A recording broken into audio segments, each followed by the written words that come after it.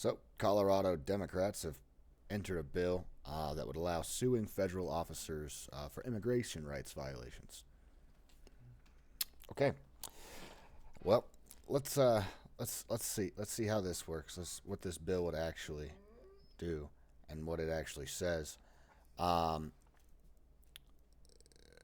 SB 26. Over the weekend, the Trump administration SB 26-005.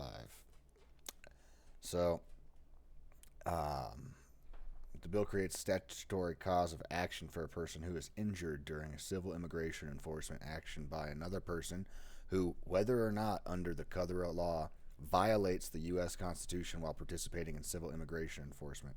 A person who violates the United States Constitution while participating in civil immigration enforcement is liable to the injured party for the legal or equitable relief of or any other appropriate relief. The action must be commenced within 2 years after the cause of action accrues. Well, you go in and read the bill. Basically,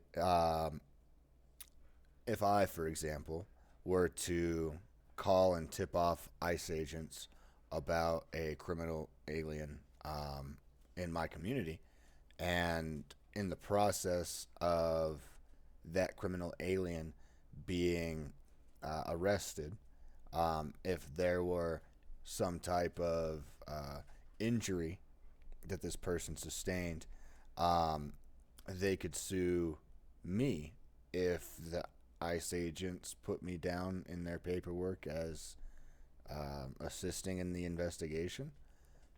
That's basically what these people want.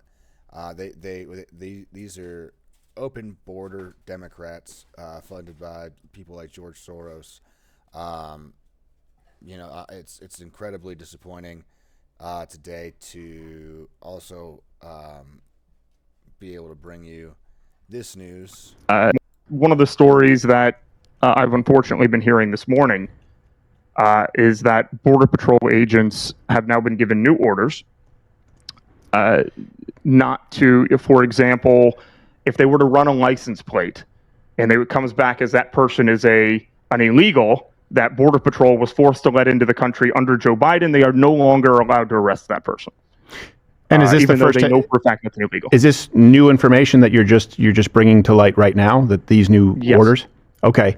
And I don't want you to reveal your sources, but you have someone who you trust on this. You believe this is a matter of official, actual approach and policy now.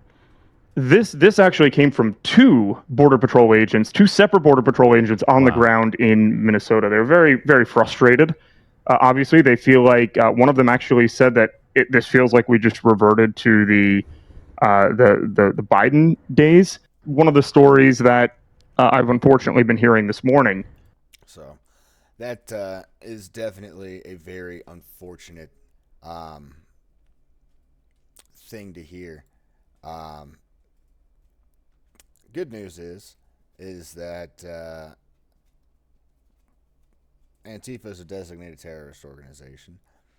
So as the winter rolls on and protests continue, as we head into the summer, which is typically protest season,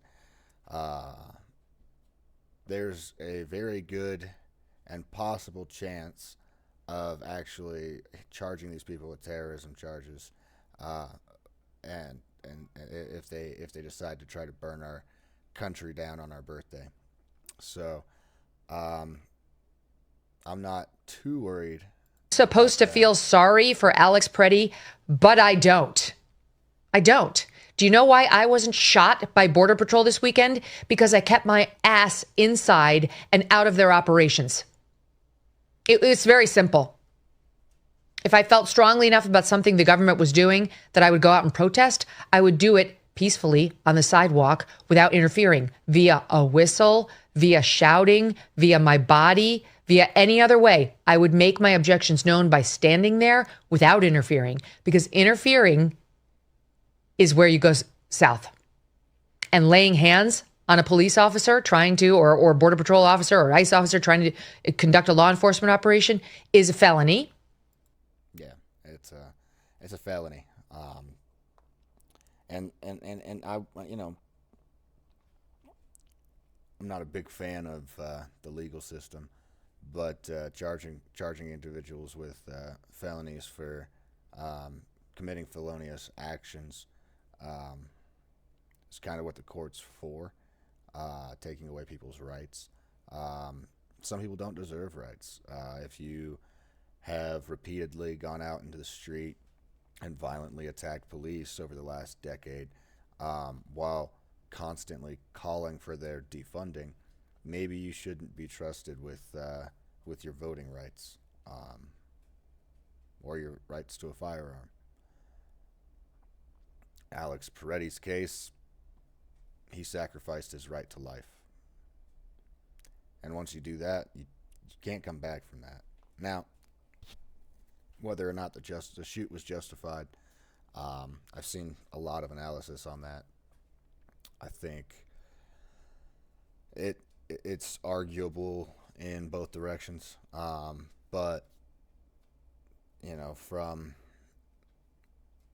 erring on the side of caution, I would err on the side of the officers,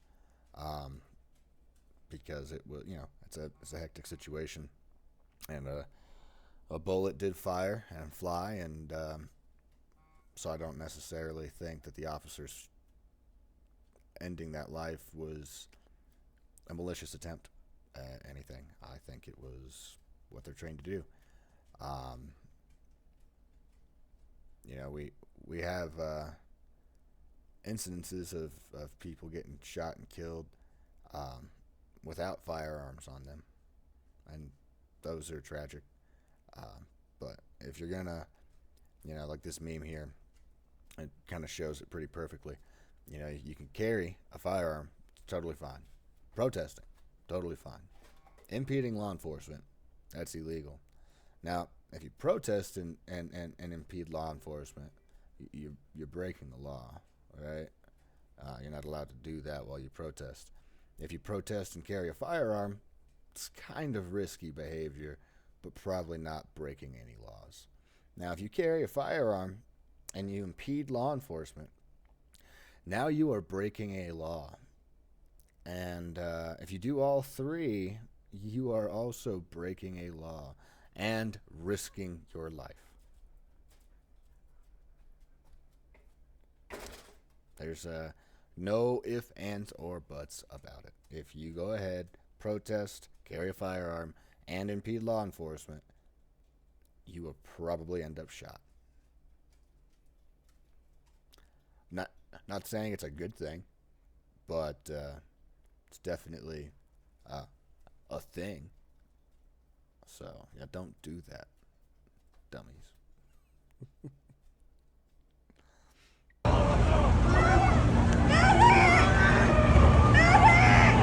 Medic. Oh my god. Oh my god.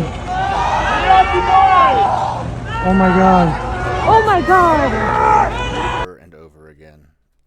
I could watch that all day. Yeah, don't try to pick up flashbangs. I don't know who taught you to throw flashbangs back. Oh, your group leaders did. Because they thought you would only ever have smoke thrown.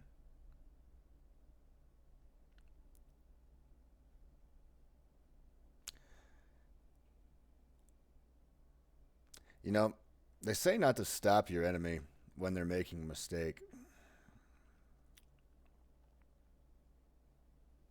So please keep picking up flashbangs.